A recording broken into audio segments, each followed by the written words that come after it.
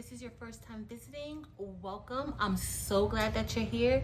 And if you enjoyed the content, be sure to subscribe to my channel, like the videos, and also share the content if you think that it will help anyone else. Also, for those of you returning visitors or subscribers, welcome back. I'm glad that you decided to give me one more view. All right, so today we are going to be sublimating this pillow. So I am going to walk you through the process of sublimating this pillow. The design is a pre-made design that I have. And we're just going to get ready to sub it together. I got these pillowcases off of Amazon.com. The link will be below. In addition, I got the actual pillow that's inside off of Amazon.com. This is a 16 by 16 pillow case, and the pillow inside is also a 16 by 16 pillow. Okay, but the image will be you'll be able to adjust it to whatever pillow size you have, so don't worry about that. But yeah, let's get started. All right, y'all, so this is the template that I'm going to use for the front part or the back part, whichever part of the pillow. I do plan on making some other artwork for the other side of the pillow, but for the side that we will be sublimating today, I already have a template for it, and all of these things can be changed. Right now I'm doing this in Illustrator, and I know everybody is working with various types of software, so I'm just showing you how I put it all together. So I did a simple Google search for a shapes chart, alphabet chart, numbers chart, and it pulls up so many different charts that you can use, depending on who I'm making it for. That pretty much determines what charts I use or what the needs are for that person. Camille is a little baby. She will be 2 in about a month. And this pillow is for her. So it just has basic everyday things that we need to know at that age, I guess. Your alphabets, numbers, shapes, that sort of thing. But I have done pillows where we have 100 charts. We have maybe some growth mindset charts on there, just positive affirmations, that sort of thing. So you can put whatever you want to put on your pillow. For the purpose of this tutorial, this is for a learning pillow. Okay, and that's pretty much it. And what I do is for this one, all I have to do is change the name and sometimes change these words depending on what's on that person. I like to at least have that a little personalized. All right, so let's get ready to print. Today I am going to be printing from the Epson EcoTank 15,000, and what I need to do first is we need to change our paper size because we will be printing on a 13 by 19, which is the Super B. And my printer has already decided to tile the image. And so to tile the image, if you're in Illustrator, you just go to scaling. Typically, it will say do not scale. That's the default option. So what you will just need to do is expand that bar, and it will bring other options. And so we are going to tile full pages. Okay, you could also go to tile imageable areas, and that's what will come up for you, but I'm going to tile full pages. Okay, and I think I like how it's set up. I just don't like the fact that my words will be a little bit split. So I am going to see if I can maybe turn it. So before I do that, what I'm going to do is I'm going to show you guys the setup of the print settings. So we are just going to go down to print settings, and of course we are printing from the paper tray. That's the only tray option for printing a 13 by 19 with the 15,000. And I'm going to switch this to premium presentation matte and best quality. Of course, we need to make sure that we mirror our image. Always remember that. It kind of sucks when you get to the end and you press and you lift and yeah, it's upside down or backwards. All right, so then we are going to go to our color options next. And these are the color options that we're going to use. Advanced, I'm going to change that to Adobe RGB, even though sometimes I do use the Epson Vivid, but this is as much adjusting that I need to do. I don't need to do anything else. And we're going to get ready to print. We're done printing and we cut it out. And what I did different, when I went to print it, I stopped it from printing, y'all, because I really don't like when there's a split like anywhere on the page, because to split it and then to have to piece that together perfectly, like I really just didn't want to struggle with that.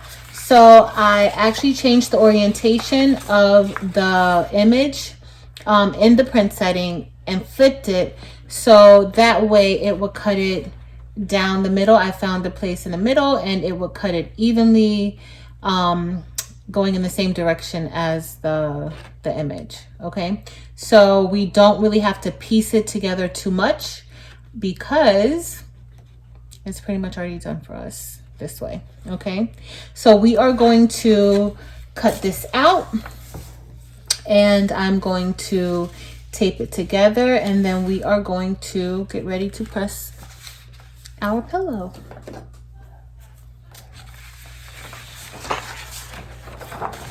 And I'm going to use the borders or the edges for my place for my cutting.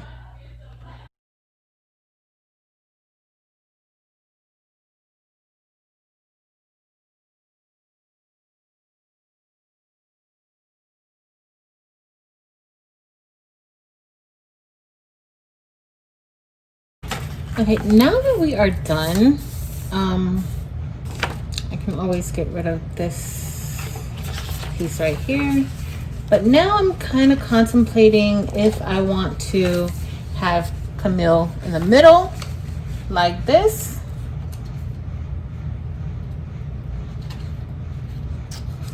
or if I want Camille to be at the top, and then down here we can place the rest of it. I think the middle. I think I like the middle. And then all I'm going to do is just when I get ready to tape, I am going to tape that there. And then that should work just fine.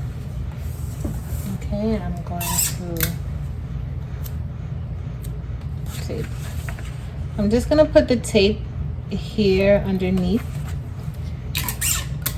to kind of make it a little bit easier, because I don't know about y'all, but when I'm taping this together, like I'm constantly moving it and then ending up having to rip the tape off to try to make it fit better, and yeah, ain't nobody got time for that today. So I'm going to try to just place the tape underneath and then place the other piece of the image on top. And that should do the trick for us. Okay. So we are going to pretty much just place that.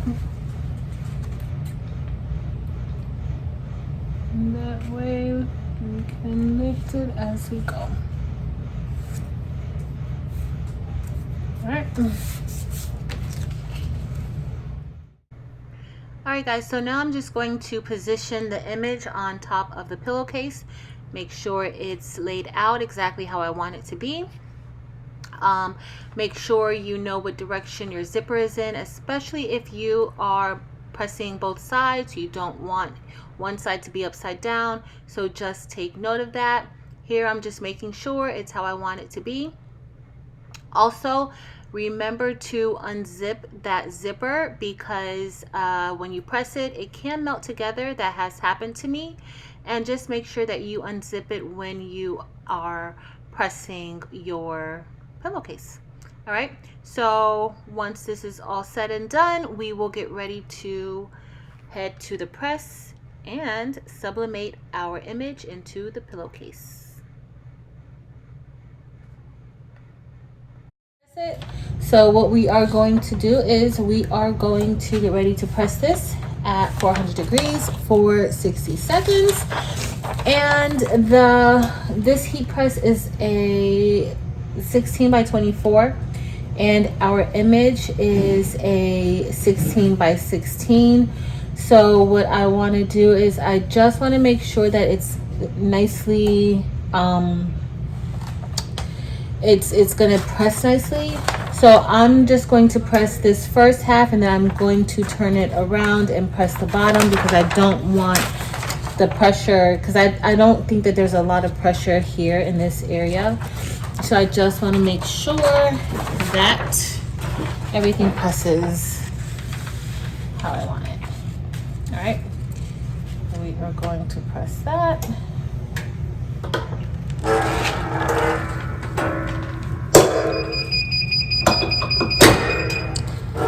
All right, guys, and as you can probably see a little bit of the image peeping through.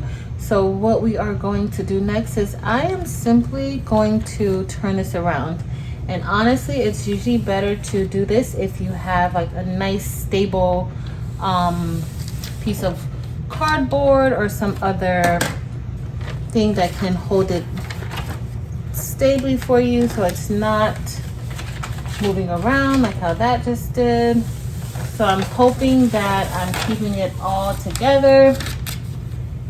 If not, we will see when I move it off. Okay, so I am just going to just slide that down a little bit, because I really believe that you get most pressure, or the pressure is good, like in the center. The edges, I'm not really convinced. I have had some situations where I print a large item and the edges aren't necessarily shining through like the way that they should. Okay, and the reason why I wanted to try to keep it all together with the butcher paper is because the ink has come through the butcher paper, and I didn't want that ink to go through the sublimation paper onto the pillowcase. Okay, our second pressing looks to be done, and we are going to remove our parchment paper, and then let's turn it around so you guys can see it. Uh-oh, it looks like I have a little ghosting. I can tell before I even pull it off. Well, it looks like it. I do a little bit, but not too bad. You can see where I moved the paper, but it's not too bad. But here we go. Nonetheless, I think it came out pretty good. All right, y'all, so we're all done making our pillow, and this is how the one that was an illustrator, or the image that I had, this is how it came out. And as you can see, there was a little ghosting.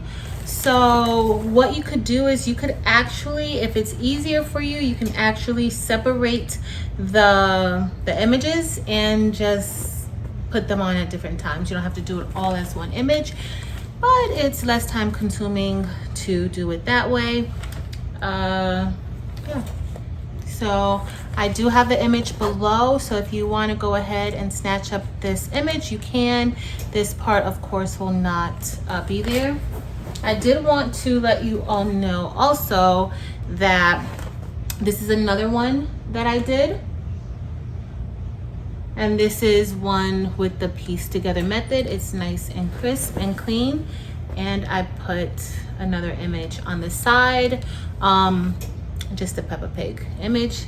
This one was pieced together, and you can tell a little bit by the line in between, but nonetheless, I like it. I do want to let you guys know that the bottom where the zipper is, or wherever you choose, the zipper could be on the side, but remember when you're pressing your image onto the pillowcase, remember to have that unzipped, because this one I forgot to unzip it and it kind of like melted together, the zipper. And so what I had to do is I had to clear the seam there in order to put the pillow in. And then now what I'll do is I'll go back and fix that zipper. Okay, so that's pretty much it for today. I hope you have enjoyed this video. I hope you learned something new. If you did, go ahead and hit that like button, and also as important, hit the subscribe button. Okay, thank you for watching today. Until next time.